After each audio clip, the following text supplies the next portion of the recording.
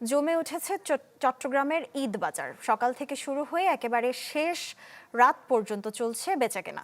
পরিবার পরিজন কেউ বা বন্ধু বান্ধবকে সাথে নিয়ে ব্যস্ত সময় পার করছেন ঈদ কেনাকাটায়। বরাবরের মতো এবারও দাম বেশি বলছেন ক্রেতারা। ঈদের বাকি আর কয়েকদিন, তাই তো বন্দরনগরীতে কেনাকাটায় ব্যস্ত সব বয়সী মানুষ।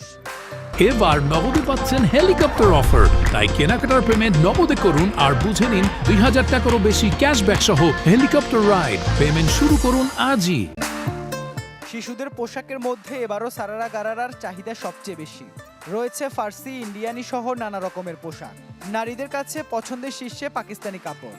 বয়স ভেদে থ্রি পিস, লেহেঙ্গা, শাড়ির বিকিনি বেশ জমজমাট। পুরুষের চাহিদায় ঈদ বাজারে তুঙ্গে থাকে পাঞ্জাবি, ফলে বৈচিত্র্যময় পাঞ্জাবিতে ভরা ঈদ বাজার। ঢাকায় থাকি তো মূলত ঢাকা থেকে এখানে এসেছি, আজকে পাঞ্জাবি দোকানে ঢুকলাম। আমি নিজে ফ্যাশন ডিজাইনার। আমার দেখতে ফেব্রিক হতে শুরু করে প্রত্যেকটা জিনিসই হচ্ছে আমার ওরকম মনে হচ্ছে আর কি, যে ছেলেদের পোশাকে নিত্য নতুন জিনিস বেশি, মেয়েদের পোশাকে একটু কম। আমি ফ্যামিলির সাথে এসেছি। এরপর হচ্ছে আমি পাপ্পার জন্য ড্রেস কিনতে এসেছি। আমার জন্য সারা কিনছি, তারপর হচ্ছে আমার জন্য কি কিনেছে। নানান ফ্যাশন ও ডিজাইনের কাপড় ঈদ বাজারে থাকলেও এবারও গেল বছরের তুলনায় দাম বেশি, অভিযোগ ক্রেতাদের। যেগুলো বেশি আকর্ষণীয় থাকে ওগুলোর দামগুলো সেরকম আসলে থাকে, ওগুলো অন্যান্যগুলোর সাথে আসলে তুলনা করা যায় না। আসলে দাম তো আছে মোটামুটি একটু বেশি আর কি, পাঞ্জাবির তুলনায় দামটা একটু বেশি।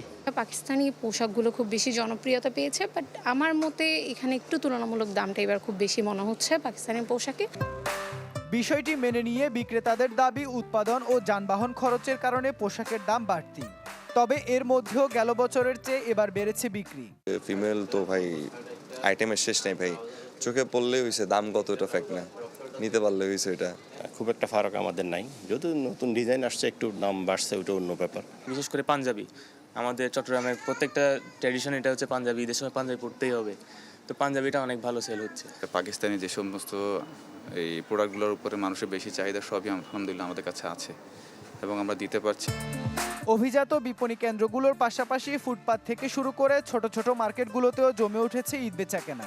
প্রতি বছর এই মৌসুমে শত কোটি টাকা বাণিজ্য হয় চট্টগ্রামে। ইবেন মির, চ্যানেল 24, চট্টগ্রাম।